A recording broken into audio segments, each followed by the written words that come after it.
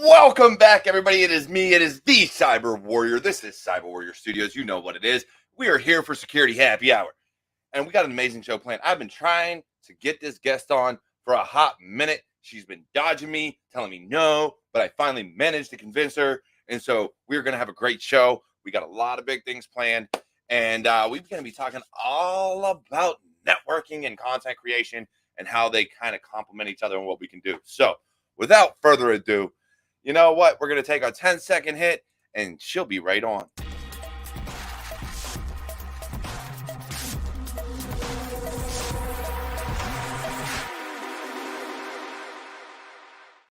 And we're back. 10 seconds.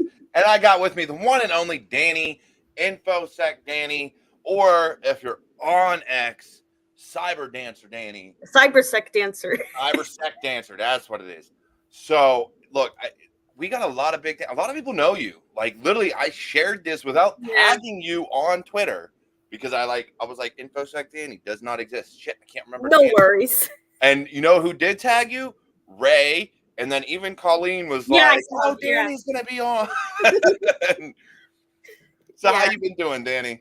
I've been doing really good. I've been I've been creating a lot of content on TikTok this week, and I've actually been studying for my Security Plus, because, it's something that I really want to do, and I feel like I'm ready to take it. I took it once back when I was after my sophomore year in high school, and I failed, but I think that's because I didn't use enough study materials, and I was just getting into the cybersecurity major, because I actually used to be a computer science major. Then I switched into cybersecurity. Yeah. And a lot of the courses which I took that year, they weren't really the most security heavy. They did involve some security, don't get me wrong, but I think a lot of the courses that I took just didn't really have that information which would help me pass the exam, or at least a good portion of it.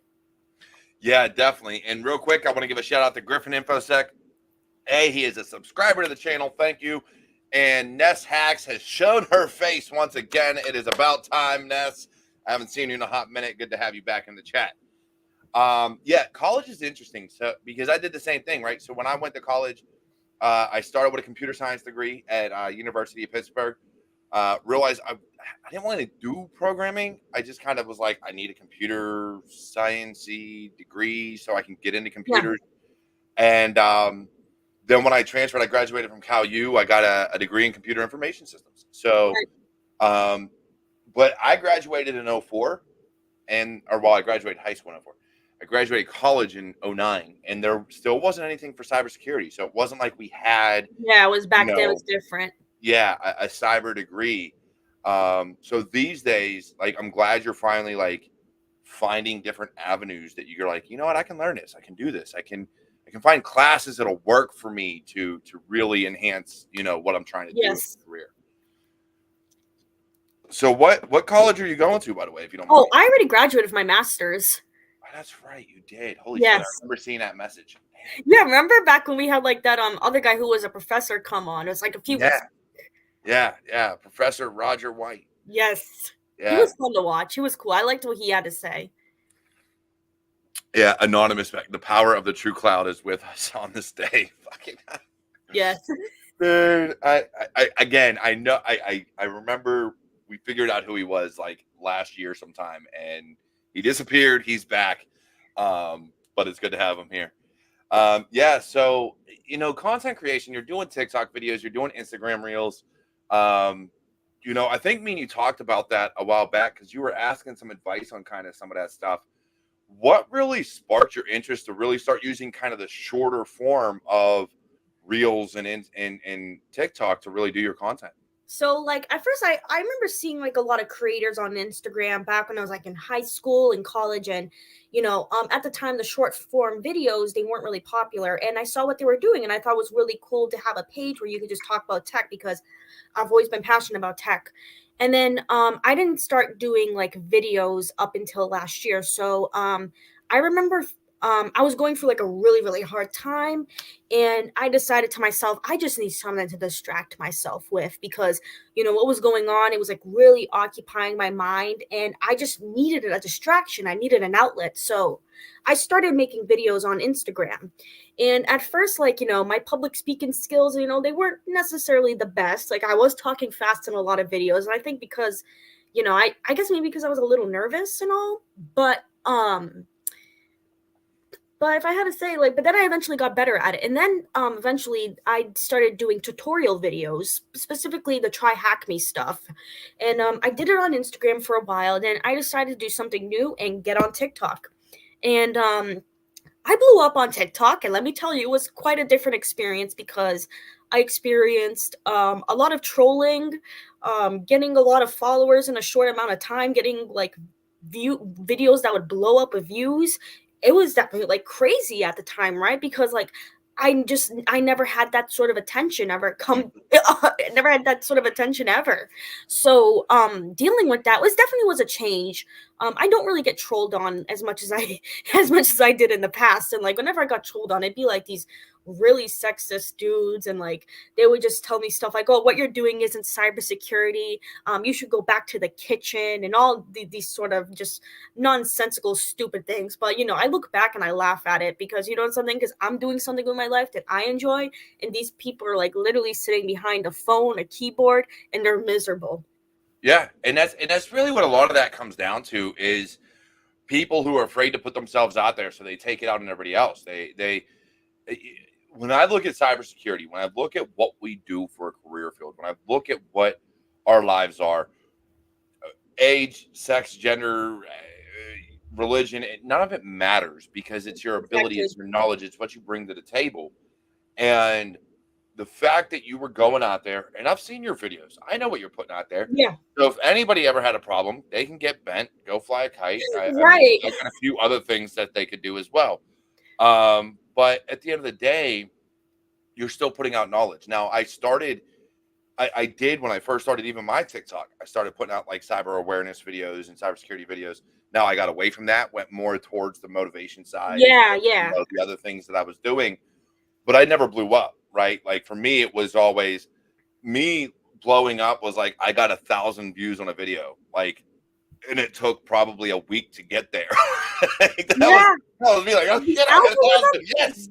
it's so weird, the algorithm, because I recently went through a time where I wasn't getting as much like views as I was, and this was last month. And then last week I happened to put two videos, which I don't know if you saw, but it was my video on using the autopsy program to view extracted hard drive data. Mhm. And for those who don't know, autopsy is a program that's used by a lot of digital forensics professionals, and it's used to examine hard drive data, and it's an open source program. And I believe it was like the Department of Homeland Security um, that developed it, or if it was like it could have been one of those three letter government branches, Any of those, government yeah. agencies.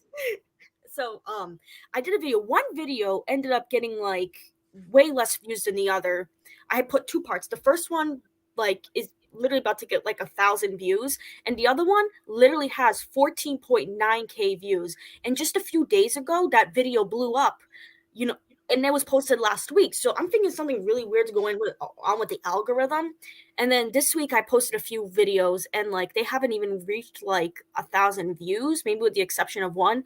But I think that's because TikTok is probably promoting my other videos and stuff. So I think they're getting lost in the And so I got a buddy that does a lot of research on that. He understands the algorithm and what's going on.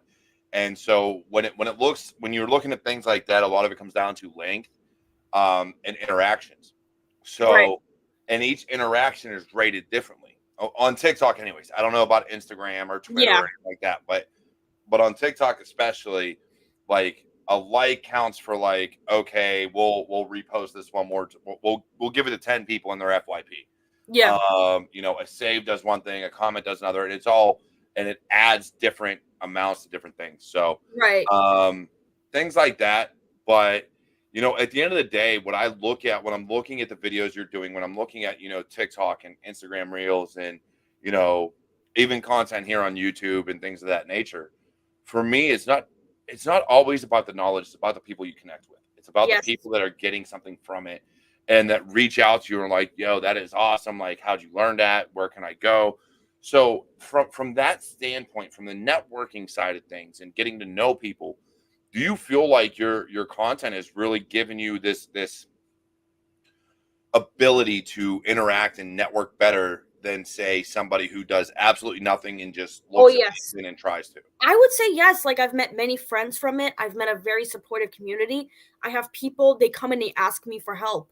I have people who've told me that they've learned from me. And that's something that just like means so much to me. Like it just, gives me so much confidence and like it's helped me to get through like the bad time that I was going through that made me want to create content because it just made me think that something, I'm doing something great in life and whether that thing didn't work out or not, it doesn't matter anymore because I got these other great things that are going on for me. And like, even for like other bad moments that I had after that, doing content creation and having the community there to support me through thick and thin, it just got me through everything. And I met people, like I said, who I can call my friends and like I'll go on my Instagram stories and have times like, I've vented about like certain things and I've had people come and reach out to me. So um it's the support has been amazing and it's like I couldn't have asked for like a better outcome. Yeah, definitely. And so it's funny. So real quick, shout out Cyber Square Peg, Duval Pinky, and CW InfoSec who says forget the haters. Yes. Though I had to put that up because every time I hear something about haters, I think of Cat Williams. And the reason is he has a whole stand up on haters, and he's like, we all need haters. And if you got no one to hate on, feel free to hate on me. Because I don't care. Because to me, it's the haters, the people that count us out. It's those that underestimate us, those that don't think we're going to do anything, that drive us to show them up and do more and do better and do great things. Yes. And so I look at anybody who has trolls, anybody that has haters, look, use that to fuel you and drive you. Shut them up and let them Oh, keep talking because in terms of content creation, whether that's here on YouTube or on TikTok or on Instagram or anywhere else, guess what?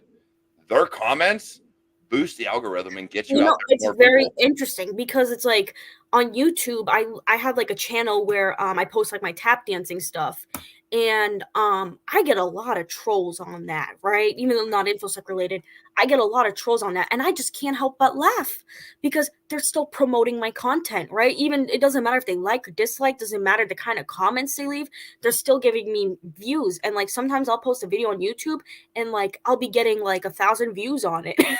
And I have Yeah. such a small channel, and it's like you wouldn't really expect that to happen for such a small channel. And to me, it's like, it's driven me to do better, to prove people wrong. And like, honestly, I get a kick out of it. Yeah, and everybody is asking for your socials. I did not have them in the description of this Okay. video. So Dany, if you get the chance, if you're, I don't know if you're watching this on YouTube also at the same time. Oh, can I? If That's interesting. Yeah. Hold if you could on. throw comments in the comments of YouTube, if you want to throw up your socials for people so that they can see where to follow you and how to follow you, and then anybody that watches this on replay will be able to see the same Okay, thing. I'm gonna do so right now. All right. But while you're doing that, I've been doing content creation for some time. I've been doing it going on 4 years, if not longer. And when I look at it, I look at the networking aspect because what it spawned for me, and it's actually kind of how I met you, was my Discord server, right? Yes. Yes. So it's one of those things like I had followed you on Twitter before it was X, and I followed you on everything else, and I've been following kind of your path this entire time, and I saw how shy you were. I saw the tap dancing videos. I've seen everything else you've been doing. I've always admired kind of your panache, as they say, or your spunk or your energy, and kind of how you Yes. come across of like, what, fuck it, I'm just gonna do it and be me. That's how I blew up on Twitter. I was the tap dancing infosec girl. Yeah, you were. It was like the It's videos different. were You know why? always 'Cause great. it's different. People like different.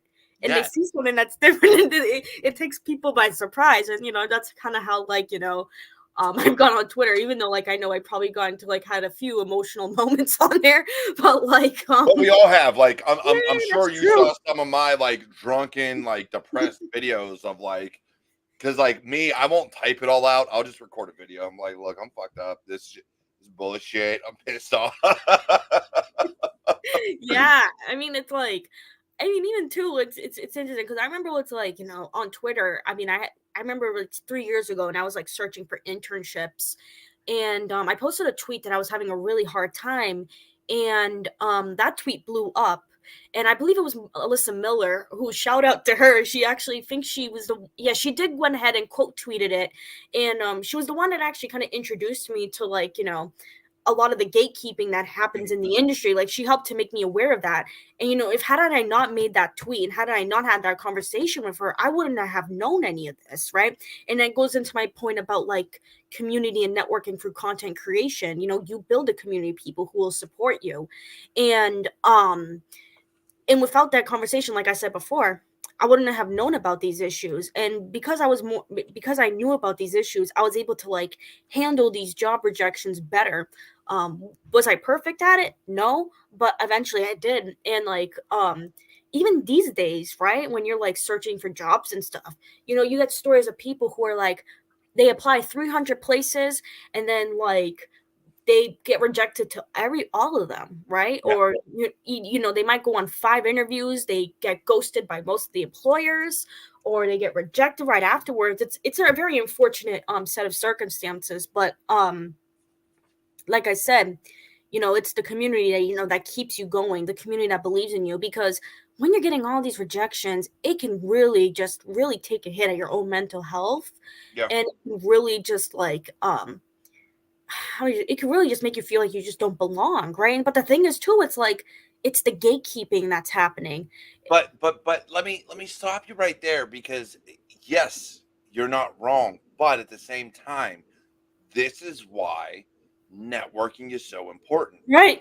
My first job out of the army was a shitty ass job making 60 grand a year when I had all the entire alphabet after my name. I had my degree. I had experience Yes. in the army. I had done all this stuff. First job I took was like 62 grand a year. So at some point, I think we do it to ourselves, because Right. you just got to get that paycheck. And if you're not willing to take the pay cut to get that job, to get your foot in the door in the enterprise world, I'm sorry, you're shooting yourself in the foot. You've got to Right. lower your standards for pay to be able to do it. But Sometimes you have to take a risk. yeah, but at the same time, what got me to where I'm at today was I took that job, I learned, I grew from it, I kept going, and then but my networking got me there, because the next job I got because I knew the director, because I talked to him when I was in the army. Right. The job after that I got was because he moved on and hit me up and was like, "Hey, you want a job? Yeah, I got you. Right. I'll be there." Got a pay raise, kept going. The job I got now is with that same guy. He hit me up. Oh, actually, I think I Yeah. called him this time. It's cool. But Yeah. networking is so vital. And Yes. LinkedIn is where I found my network. Twitter's great, or X, whatever you want to call it. Yeah. Fantastic, great people. But it's a lot of shit posting. It's a lot Oh of yeah. memes. It's a lot of whatever. And yeah, you'll get some infosec information out of there and whatever. But if you find the right people on LinkedIn, you'll get hired Yes. a hell of a lot quicker than just going with anything else. Yes. And like for me, LinkedIn, it's like I'm very good at just like finding people to connect with on LinkedIn, but it's like striking up a conversation with them. I will admit it gets very intimidating for me because like you see like these people have all these certifications, all these experiences, whereas like if it's on social media, it feels like a little more personal, right? And like I know the people already, so I know if I came to you or someone big in the infosec community for like some tips, I know they would like most likely help me, right? Because we have that community, we're very friendly to each other, we're there for one another, and we try to help people. On LinkedIn, it's like it doesn't really have that same sort of personal feel, which is why I feel like I had more of that anxiety and stuff. Yeah. But But it also comes down to, and I think, and I will throw this out there, I think that also comes down to a big difference in men and women, even when you're looking at the job field. Because when I was getting out of the army, I literally connected with every executive, every director, every hiring manager. If it was manager and above, I found in your name, I sent a connection request. Not a yeah, fucking message, not whatever. Literally, just threw them all out there. But then I also found that I'm a veteran. So what I'm going to do is I'm going to find other veterans that are in the industry. And I'm like, all right, I'm gonna talk to you. I'm gonna talk to you, and we'll strike up a conversation. I'll let you know what I've been doing, and build that rapport. Which is why when me and you had a conversation just the other day, and I said, hey, what you need to do is you need to find people that you have something that you have something similar going on with. Then you build that rapport that way. And then after that rapport is there, and if they're in a spot where they're like hiring, you could be like, hey, look, I'm looking for a job. Any chance you could take a look at my resume and let me know if I'd be a fit for you? Right. If you don't build that rapport beforehand, then you're literally you're just as bad as a salesperson Right. that sends out, oh hey, I'm selling all this shit. I don't care. I literally ignore all those. I Right. literally click it so my notification goes away, and I don't talk to you ever again. Right. I agree with you. And like recently, like I kind of did something similar to that, finding someone who had something in common with me. And I found a woman just a few days, 2 days ago on LinkedIn, and she posted like her frustrations with the job market. And having been in that position before that she was, I really just felt bad for her, and like I wanted to be there for someone because I just wanted to do something good for someone. And I reached out to her and I told her, hey, I know how you feel because I've been there before. Yeah. And you have to know that it's not you. It's the job market's really bad. Sometimes it's a lot of times it's the companies themselves, because a lot of times they don't know exactly what they're looking for in infosec. Right.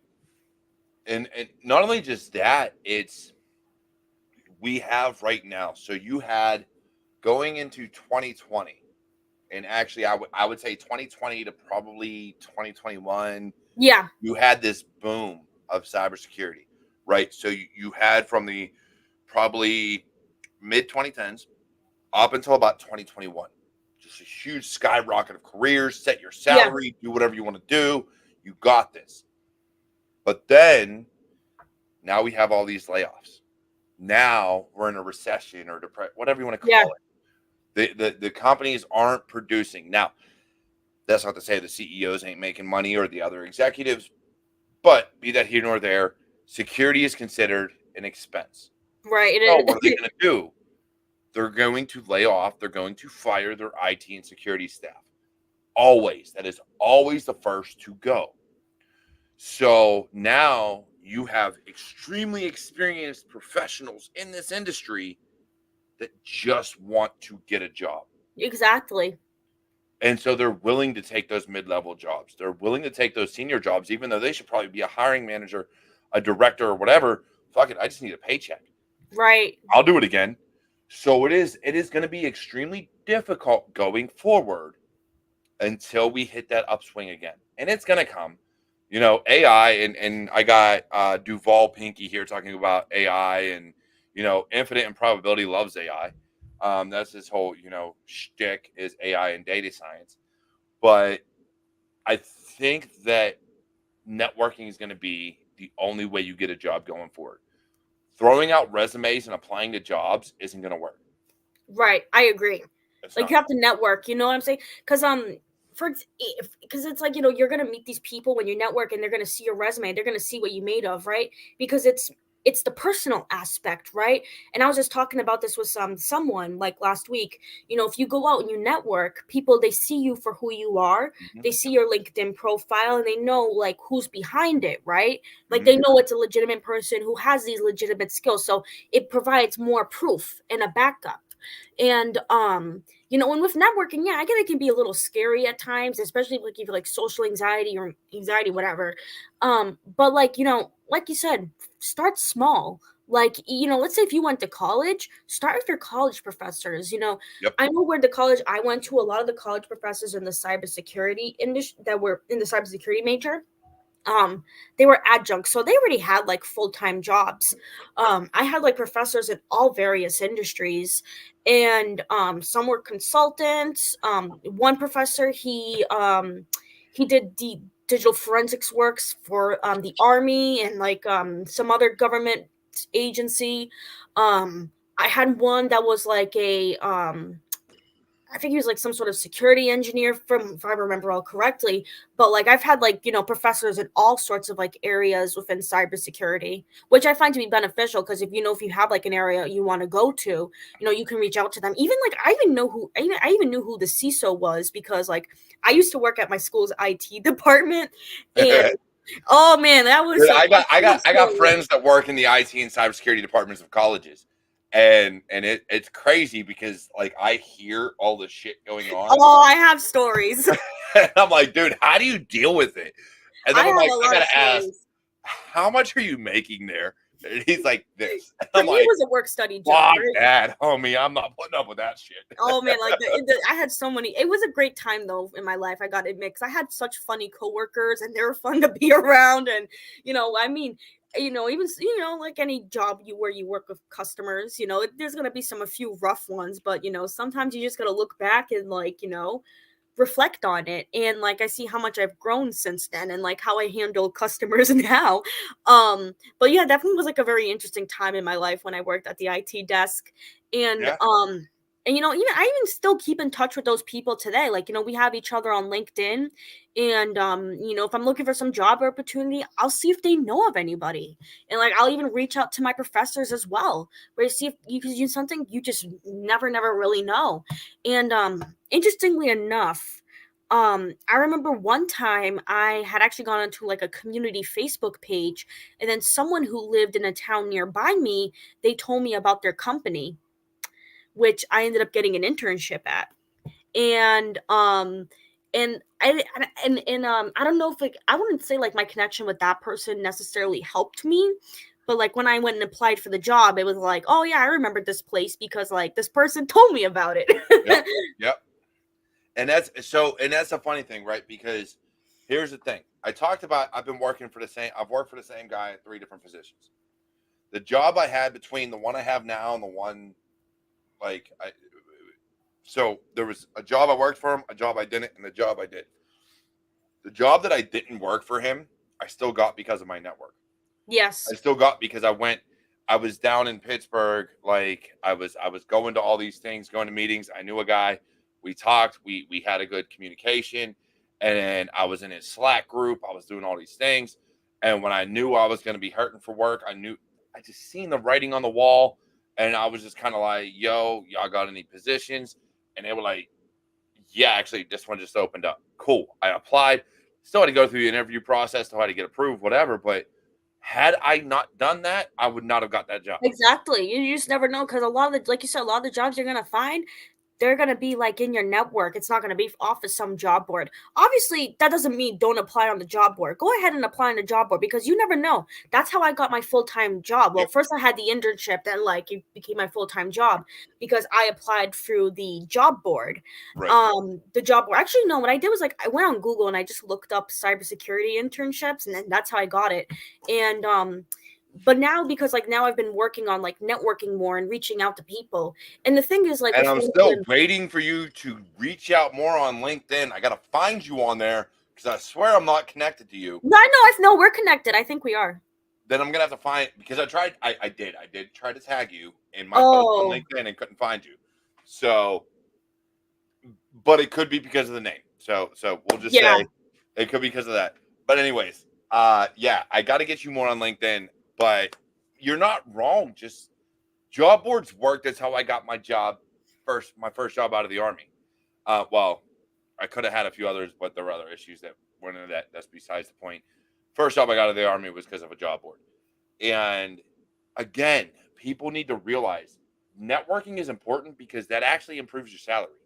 right, When you apply on a job board, they're going to take you at the bare minimum. But when you know people, they're going to bring right. you in for what you're worth. Yeah, people who know, they can back up to say that yeah, she knows what she's doing, and you know, that therefore the company just feels more comfortable to pay you more. And that's the thing. And again, it comes down to you need to have executives, you need to have directors, you need to have managers in your corner to say, fuck you, you're not paying her that, you're not paying him that. I'm the one hiring this. I'm going to authorize what gets paid, and you're Right. going to get paid what you're worth because companies are businesses want to pay you the bare minimum. regardless of gender, regardless of anything else, they want to pay you the bare minimum because their goal is to make money. The less Right. they can pay you, the more money they can make. Right. I agree with you. Unfortunately, women are less likely to argue their salary. Right. They're like, oh, I'm getting hired. Cool. I'm going to go with it. Yeah, I've because done that. I've played that game. But yeah, at the no, same you make an time, interesting point. You do, because it's like, because the way that we women are just taught to be, to be, we're just taught to be nice, not to like be, assertive. That being assertive is wrong, and like, you can't, stand for what you want or stand for what you believe in, because those aren't traits of like a desirable woman, right? but I mean, when it comes to the career field, right, fuck them. That's the way I look at it, and that's what I have told everybody that's been on this show is fuck them. If they don't Mhm. want you for what you're worth, what you believe you're worth, and it's all on what you value yourself. And again, this is where networking comes into play. You have to advocate. You have to be able to talk to this person, and when they say they're going to hire you, be like, okay, what are you paying? Right. What's the salary range? Because you're more likely to get a valid answer out of that person than a job board, than a recruiter, than something else Right. like that. But also too, because it's like, because when you go on the job board, right, it's like sometimes they give you a range of salary. It's like, just like a few days ago, I was looking at one job posting that I happened to come across, and it was like the lowest they took was like 66,000, and then the highest was 144,000, right? So it's like, I have never seen a spread like that. That is yeah, I mean, it just seems weird. ridiculous. Right. And it's right. And like, I'm just wondering, it's like, what's the exact number here? Because that's a pretty wide range of numbers, right? Like I've seen like 20 to 40 grand difference because we do that. Like there's we'll put out jobs that are like, okay, mid tier, I'll pay you 120 to 160, shit like that. And it's like, but that makes sense because like, all right, you're a brand new mid tier. Like I know you can do the job, but you've only been it like a year and a half, maybe. We're gonna pay you 120, right? But Yeah. hey, you're at that 2.5, 3 year mark. You've got experience in several different areas, not just one. We'll pay you, 150, 160, that type of deal. And so like it really comes down to that. But again, this is also where networking comes into play Right. because maybe you haven't done all that work, but you've done it on the side. And I've Right. seen you learning it. I've seen what you can do. Me and you have had conversations. Right. We've talked about what you're learning. We've talked about how you're growing. Da da da da. Now I don't give a damn what your resume says. Your You resume know what I do. can say whatever the fuck what it wants. I care about the conversations we've had and how you've reached out to me and been like, "Hey, look, I'm trying to set this up. Can you help me out? Like, you got any Right. advice? This, that, third." Like that means more to me than a resume. Your piece of Right. paper is a piece of paper. Right, I because you know really me, don't right? Because fucking care. you know what I'm like capable of. You see what I've done and stuff, and the thing is too that's also brings up a point which I had in mind, is that I think that social media could be really good for not only just networking but just showing what you can do, right? Like I like to see like also the networking as like as like maybe I don't know if the cherry on top would be like a good word for it, but like as an addition, right? To like doing content creation, because you're gonna meet people who, have the decisions to who have the power to make hiring decisions, or maybe they are connected to someone within the company Yep. who has the power to make decisions, and they can be like, hey, this is what this girl, what she posted on TikTok, look at the stuff that she can do, right? So I think also too, because what we do is very hands-on, and videos could be a very good way of showing that. Even blogs, right? Because I have a blog too, the digital Daniela blog at Weebly, and and on that blog it's like I'm showing a lot of stuff which I'm learning on Try Hack Me, and I'm doing like these write-ups, and like I said, like I posted them on LinkedIn, and I've had people learn from them. I've had people tell them that they liked what I've posted. So I definitely say like doing the blog, because I was talking to someone in my company who does red teaming, and they actually encouraged me to do the blog. And I had the blog for a little while. I just stopped it because it was like, time It's and too much lots of writing for me. years. I'm a speaker, not a writer. Like I Right. talk all fucking day. Writing, I look at and I go, this sounds so bad. I It's try to do right. it at least It once a sounds week. wrong. Like, I can't fucking do it. I try to do it once a week or once every other week. The videos are just more easier for me to do. And on Twitter too, it's like I'll post my videos. It's like I don't really make that much tech content on like in tweets and writing because No. again, I just prefer the videos, right? Like even when I joined Twitter, I just went on there with the intentions of just like meeting Shit people and having posting fun and and right being like some of the other people out there. posting my dance videos and stuff. And Hey, like those are phenomenal, by the way. I will say that. Your dance videos, keep it up. Don't ever yeah, stop. You're an yeah. amazing dancer. I will say that. Yes. And all the haters, they can go off. They control my They videos. can get Guess paid. what? They're giving me views, and guess what? They're gonna be making me money. So Exactly. if my bad tap dancing makes me money, so be it. Yes. Hey, you know what they say? There's a reason why the saying even bad news is good news, right? They say that bad attention is still good attention, right? Hey, bad press is good press. Yeah, You bad press is know, good press press. is press at the end of the day. And Right. but when we bring this back, when we look at the whole overarching concept of networking and content creation, things like that, my boss promotes my shit. Really, that's nice. Literally, I am one of the few people, and I'm in one of the few companies where I don't have to ask to go places. Like, I don't have to ask to be on a show. I don't have to ask to do that, for two reasons. One, because I never talk about the company I work for. If you want to do your research and look it up, I can go for it. Yeah. And two, I've been doing this shit since before I got hired. And he hired me, and one of the reasons he hired me is because I do this, because I promote other people, because I'm involved in the community, because I'm trying to help others. And so you have to take a look at your content creation and look at it and be like, you know what? This is a good way to get my name out there.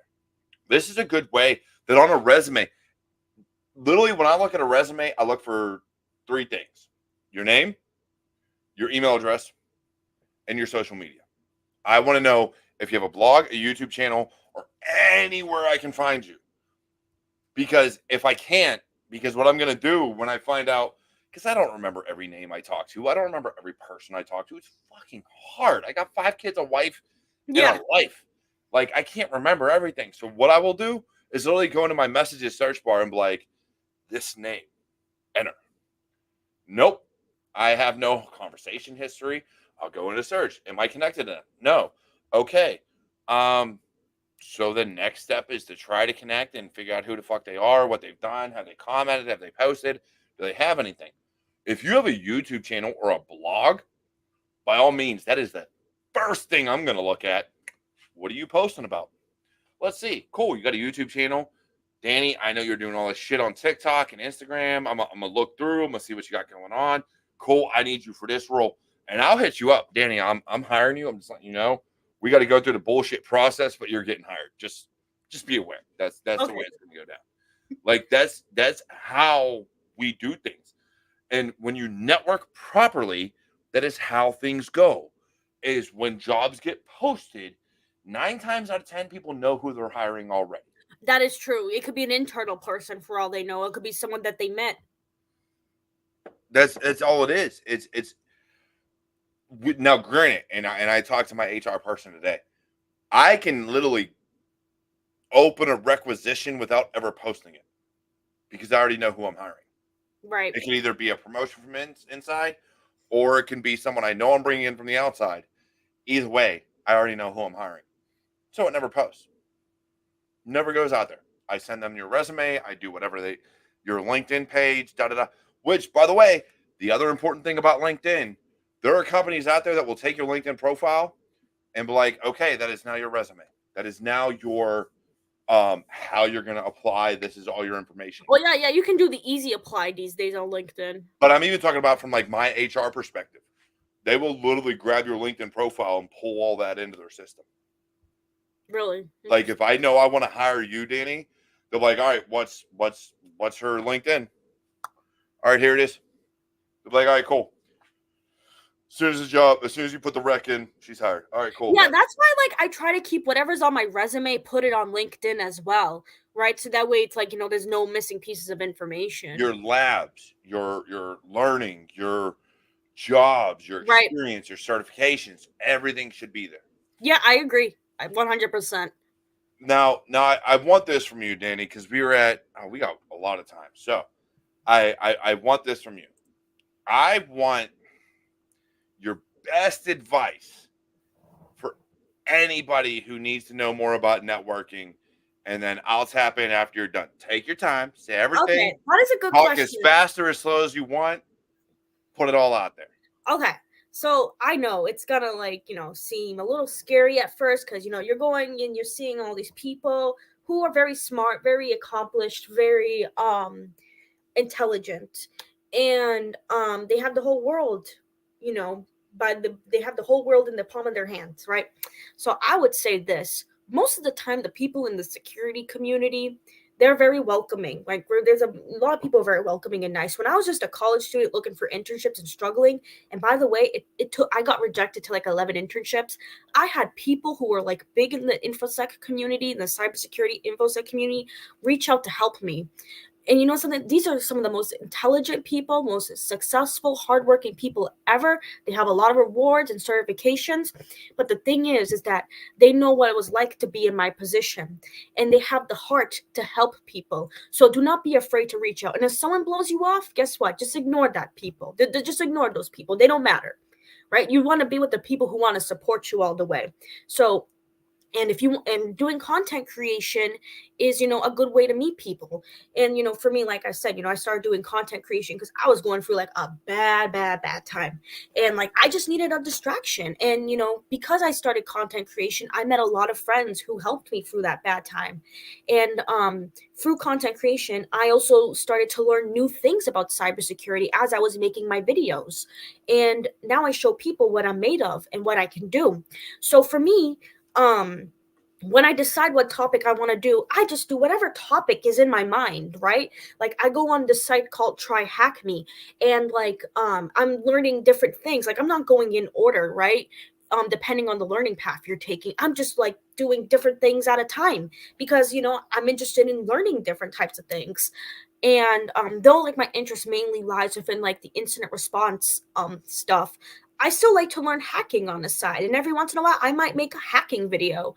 And doing that, it just increases my skill set, and it also helps me understand like how a hacker works. So don't be afraid to get on like whatever platform you want, TikTok, Instagram, Twitter, a blog, and just blog about whatever you're interested in. That's my advice. And that is fantastic advice. Because let's be honest, whether it's content creation, networking, whatever, there's so much that we have to offer. And one of the biggest things I have seen is new people being like, "Oh, I have nothing to give to the table. I have nothing to bring to the organization. I'm just learning. I'm just trying to figure this shit Right. out." But the reality of it is, and the reason I do this show, the reason I talk so much about new people to industry, is because everybody has something to offer. You are getting into this industry for one reason or another. Right. Usually it's because you have a passion and love for it, Yes. which means you've studied it on your own. You've been breaking into shit. You've been fixing shit. You've been doing something to help you out in this industry. Yes. So when it comes to networking, when it comes to content creation, when it comes to everything else, you have something to bring. And I look at networking like this. I look at it as me personally, I'm going to connect with anyone and everyone. You start sending me spam and sales bullshit, okay, we'll let that slide. I'll probably ignore you and never talk to you again. But hey, you're still a connection, which means it's hitting your network.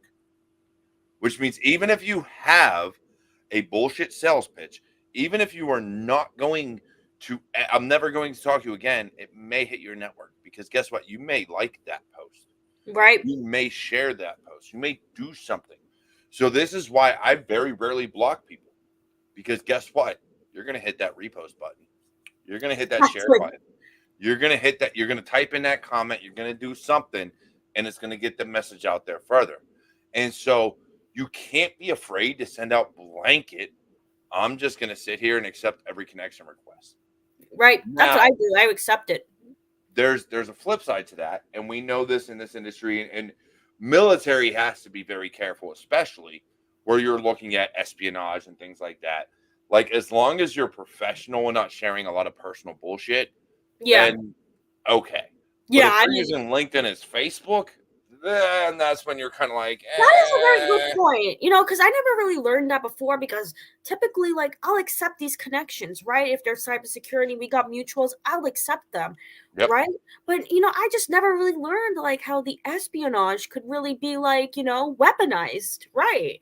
I mean, I just think it's really interesting to think about, because it's like, what if there's someone from a competing company who, maybe a potential competitor that I accepted, and they're looking through my posts, and then they're reporting back to whoever, and Yep. then somehow that's going to be, even though like I did nothing intentionally wrong, that could unfortunately look bad on me, right? Yep. Because you never know how other people in my company could take it, right? And you just have to be so careful too. And this is why I'm an open book. This is why things that I do, things that I say, I will never hide from anybody. Because go ahead, I've never once hidden who I am. I've never once hidden what this I show is agree. I about. can attest to that. I've never once hidden it. I don't fucking care. And so you're either going to take me for who I am or you're not. And at the end of the day, when I look at things like that, we have these social media personas. Now, LinkedIn for me will always be a professional space. I Right. will motivate people. I will post about the show. I will advertise to try to get people to come on the show. This at the third. The only place you'll find personal information, like the inner workings of my mind, which I don't ever want anybody to go into, even I don't like to be there, is Facebook. Right. And that is literally because that is locked down to just just my friends. And unless I want something to be public, nothing is. And the only thing that Right. ever is public is my show and my company. That is all you will ever find on Facebook, unless I'm connected to you. And if Right. you don't like me as a connection, I don't fucking care. Go ahead, unfriend me. Deuces. There's a door. Right. It's just so much pressure to be liked by everyone these days, right? Like, it's we there's so much, and it is weird too, because it's like, when we're talking about like putting personal stuff on social media, Facebook is for personal. right. LinkedIn, you want to celebrate your kids, you want to celebrate a promotion, you want to celebrate a new career move, LinkedIn all day. Yeah. But when it comes to truly personal, like I got to vent and I got to bitch about this company, or I got to bitch about my spouse, or I got to bitch about X, Y, and Z, save that shit for Facebook and lock it down, please. I 100%, or even on Twitter if it's like lock that down. MySpace is for music, Mr. Bailey. That is now what MySpace is for. Yes, that site still exists. Oh wow. Yeah. Honestly, I wish I could look. If I was like a teenager back in like the early 2000s, and everyone who knows me knows, like, I'm definitely like a 90s 2000s girl, and you can definitely tell because I got like the brownish lipstick and the blue I eyeshadow, love the and eyeshadow, by the way. that butterfly clip, and I even have I'm like loving the eyeshadow. yeah, and I even have like a velour sweater, Dude, the velour. Look, I had an all white Michael. So, all right. So we're gonna go into the story time real quick. We got some time. So I was waiting back when the original Xbox first came out. I was working at Best Buy. Oh wow. And so I got out of work and got right in line. And it was freezing fucking cold. I was freezing my balls off. I called my mom. I was like, yo, mom, I'm waiting in line. I need you to bring me something to wear. I'm in my uniform and it's cold. What does my mom bring? What else but my all white, very thin, fucking velour Jordan outfit? And I'm like, man. oh, this does me no good. Yeah. I put that on. What else did I do? I took my car, pulled that shit up to the curb, turned on the heat, and sat in my car. I make friends with people. You ain't cutting me in line, bitch. Speaking of the 90s, I one time did a video about like cybersecurity in the 90s, and then like this very big creator in the cybersecurity space on TikTok, it's Colonel Dump. He actually stitched my video, and That's he was awesome. He was like, "You realize what you did? You just opened up a Pandora's box." It was like so funny at the time. And in fact, like one of my friends, she actually found me on TikTok. One of my childhood friends found me on TikTok. Did they talk about back orifice? I don't know. I don't remember. It's been quite a while. But like one of my childhood friends found me on TikTok, and she actually sent me the video that Colonel Dump made, because like it got like over 380K views where That he is stitched awesome. me. Yeah. Absolutely awesome. Because like when I look at things, when I look at cybersecurity, when I look at kind of what we do, you know, hackers is a cult classic, right? Only Yeah. certain people really appreciate hackers for what it was.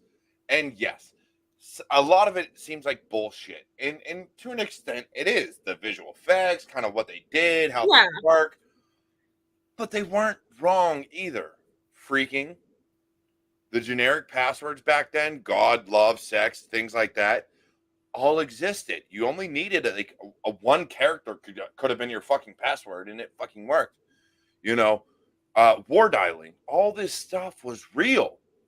And so when I look at things like that, and I look at what hackers was in the books, the red book, the blue book, the green book, you know, when I look at all this stuff, you know, I wish I had got into it sooner. I did not get into cybersecurity until '04 when wireless became a thing. Really interesting. Oh, When wow. wireless came Oh, out, sorry, and we both. I was in college, and I was living in an apartment, and I was like, I could break into wire. There's got to be a way to break into this shit. I've been hit with punters. I knew viruses, malware. I knew all this shit was saying. I used to put viruses on my computer on a regular basis just Well, for shits and giggles. Like you won't even, I want to know what it did. Fucking, I would do it. right? And And wireless was the first thing I broke into. that is really cool. I mean, speaking of like, the Hackers movie and stuff, you won't believe who inspired me to get more into hacking. Who? Mr. Robot. Actually, I believe that. I believe that. Mr. Robot is the most realistic Oh, it is. show. And I have a huge crush on Elliot Alderson. It's just, Why is that I'm not pretty sure everyone knows. Danny? Everyone Why knows. is that not shocked me? Oh goodness. Yeah. Look, it's funny. I used to like post pictures of him on my Instagram story, and I would always get a guy in my DM making fun of me for liking him. So I got a question for you. Yeah. With that being the case, what do you feel about the stereotypes that Mr. Robot put out there? I mean, obviously, That's why I couldn't get in past season 1 was the stereotypes. So well, obviously, too, like I find the show to be very interesting, which is why I watch it. And I try not to mind the stereotypes because I know there's stereotypes, and I know enough people in the community, and that fit they don't fit all the stereotypes. They don't fit all the stereotypes, right? But also, too, it's interesting because like when there's these stereotypes, right? I feel like it drives more views, right? Because I feel like it gives more of an expectation. But I don't think that we should like let one show or one show define what hacker is, because they're hackers of all walks of life, right? And we shouldn't just we shouldn't just let one hacker show but the fact that it was the most realistic show right to the actual industry, okay yeah what we do should lend more credence to where people actually appreciate it more. But I think it is also discrediting to us because of the stereotypes. Like right you look at something like NCIS, right? NCIS, you've got fucking Abby, and I can't remember the other dude's name, McGee. And they're literally typing two hands on the same keyboard. And yeah, I can get into this in 5 seconds. See, I'm in. Like, no, that shit doesn't really happen. Mr. Robot was more legitimate. It ran things like Nmap. Actually ran legit tolls in what would happen in industry. And so, like, that kind of stuff I look at and I'm like, I appreciate it for this. The stereotypes. I wish it was like that without the stereotypes. Right. Because like I don't fit the stereotype. Like, yeah, neither do I. Like, let's be honest. How many people think of freaking cybersecurity and hackers as people who like to drink, party, and fucking go to bars and play sports? It doesn't exist. When you're in the industry, you kind of like associate with that because there's a lot of people in the industry who like that, right? This is true. This is very true. Like I love my hoodies. Don't get it twisted. Yeah, I do too. It's getting a little chilly in here. I'd actually have my hoodie on if I had it down here. But I look at these things, but these are all ways that we can network. These are all ways we can communicate because you can look at these different things and you can spark conversation. Right. You can find your way into other people And I think one of the best things we can do as an industry, as a cybersecurity community, is take that social engineering to the next level where you're able to communicate with everybody. Oh yeah, I agree. Why Social why engineering. why do we hold ourselves back? I think because it's like, we don't want to be seen as, because when we think of social engineer, we think of people being dishonest, right? And like, we just think of all the bad things that come out of it, like the phishing scams, people just scamming other people. That's what we think about. We don't want to be associated with that. I think that's what it is. But the flip side to that is, why do we fear connecting with others in that I'm real?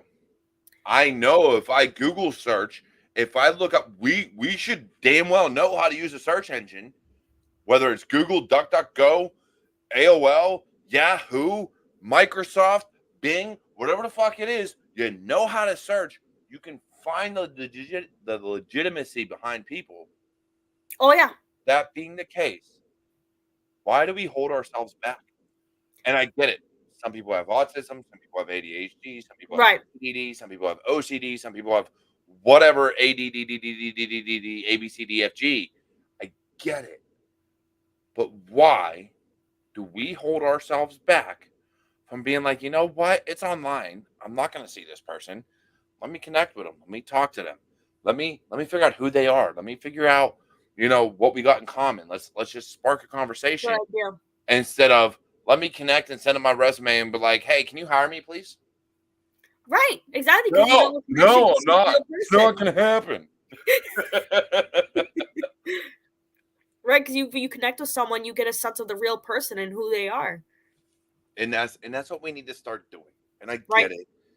I got family on the spectrum. I understand the mental aspect of it. But as we're trying to break into industry, we need to realize that social media and not being connected at a bar or in person, you can connect through social media without ever breaking that barrier and still build that rapport. And so I think that we need to do that more.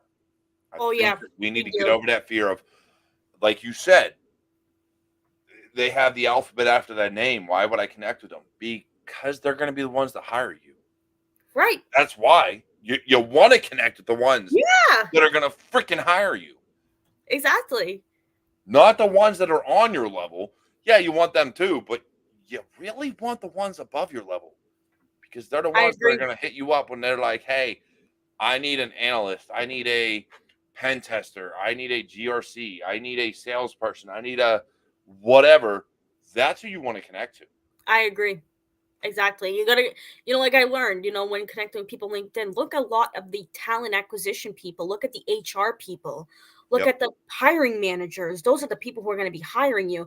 Yeah, you can probably talk to someone who has the job you want. And in fact, you might want to talk, you're going to want to talk to Talk them to too. them more as a mentor to kind of like get to that level. Right. They're not the one making the final call on whether or not you get hired, though. Right. I agree.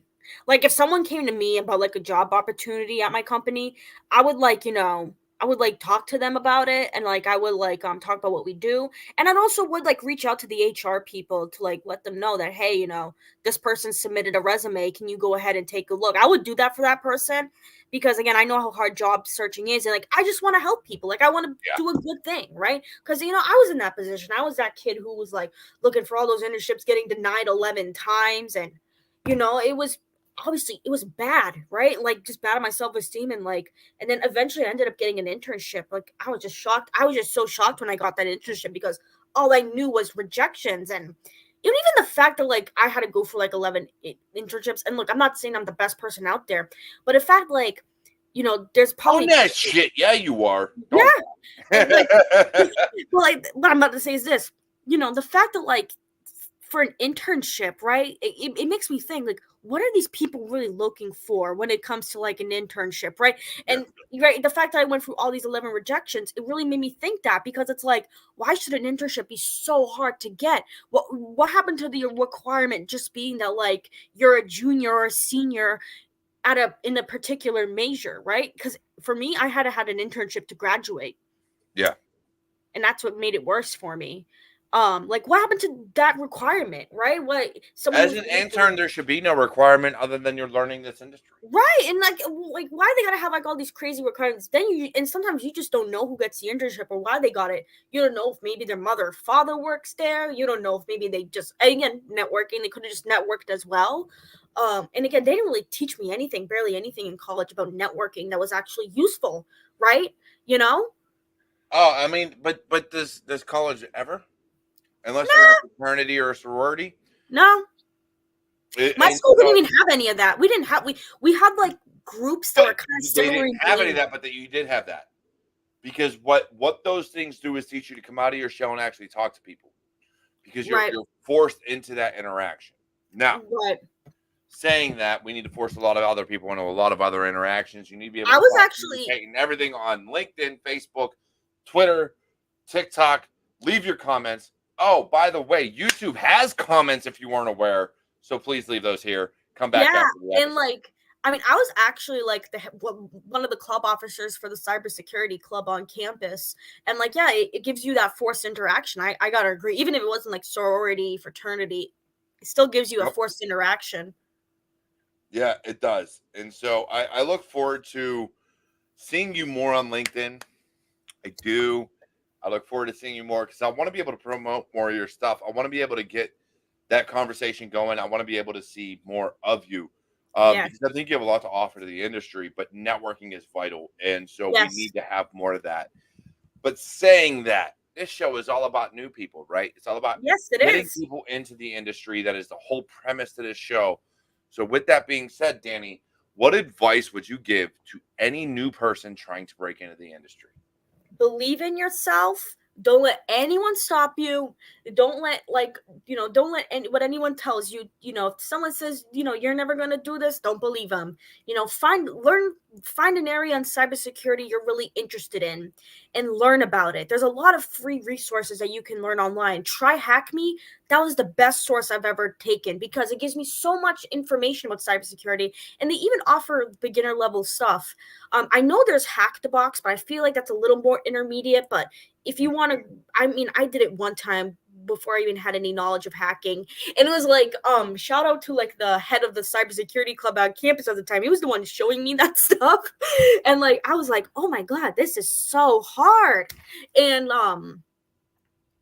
but it was like actually kind of fun to do. I gotta admit, it was interesting to do, and like he would show us all these hacking presentations and stuff. Really smart guy. It was definitely an interesting time in my life. I gotta admit, being part of that club. But back to what I was saying, believe in yourself. Find an area in cybersecurity you want to get into. Join the cybersecurity community on social media. Follow me. Follow Cyber Warrior. Follow all the other people on there. And yeah, also yes, we do need more tap dancing in the world. And if you have like some sort of like non-infosec talent, definitely share it because something, we like different. We like people who break the stereotypes of a cybersecurity person, right? I'm the tap dancing cybersecurity engineer and I own it, right? I own it. Next, we're gonna have like the gymnast cybersecurity I'm the engineer. drunken cyber warrior. It'll Oh be yeah, the drunken cyber. We're gonna have the okay. guitarist. We're gonna have the guitarist. We're gonna have like I don't know, the ballet dancer. We're gonna have because you know why? Because people like different. People like seeing we in the industry, we like to see those who break the stereotypes. So we want different. We like don't be afraid to be yourself, right? And just get out there. I can't disagree with that, Dany. You've been amazing. And again, to all the newcomers, look, networking is very important. Find those that you have common ground with. You can find people on all facets. So if you find someone on Twitter that's sharing things like Dany was doing for the longest time, sharing her tap dancing videos, then be like, oh, I need to connect with her on LinkedIn because we have something in common. We're going to talk. We both like security, da da da da da. Find those people. This is where the different avenues of social media matter because you get to see more of people and you get to understand who they are. And so when you're looking at things like that, please do it. Please understand that you need to find these different things that you can build the rapport. You can talk, you can communicate, actually build friendships and Yes. these connections with, because there are people right now that I have friendships with because I was in the army Yeah. for no other reason than I was in the military. I served my country. I now have friendships that are going to last me forever. And then I got into cybersecurity. I got into other avenues of my life.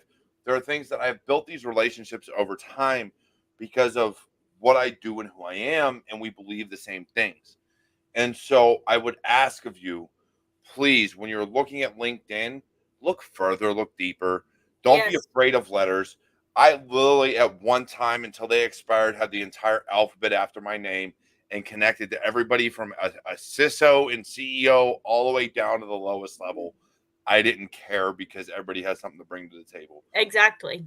Don't be afraid. Connect with me. Yeah, All of my information's there. you Danny, can connect with send it me to me too. after. Do me a favor on Discord. Send me all of your information that you would like people to connect to. I'll put Yeah. it in the description down below on YouTube. Okay. But we need to connect with each other. We need to network more. We need to do more things. Yes. Yes. Otherwise, be different. Be you. Yes. Normal is non-existent. We are all different Yeah. people. We all Yes. love different things. So normal is overrated and it doesn't exist. Otherwise, I love you all. Have an amazing weekend. We are great into the holiday season. Celebrate Yule, Hanukkah, Christmas, whatever it is you celebrate. And I promise we'll be back next week with another amazing episode of Security Happy Hour. Yeah.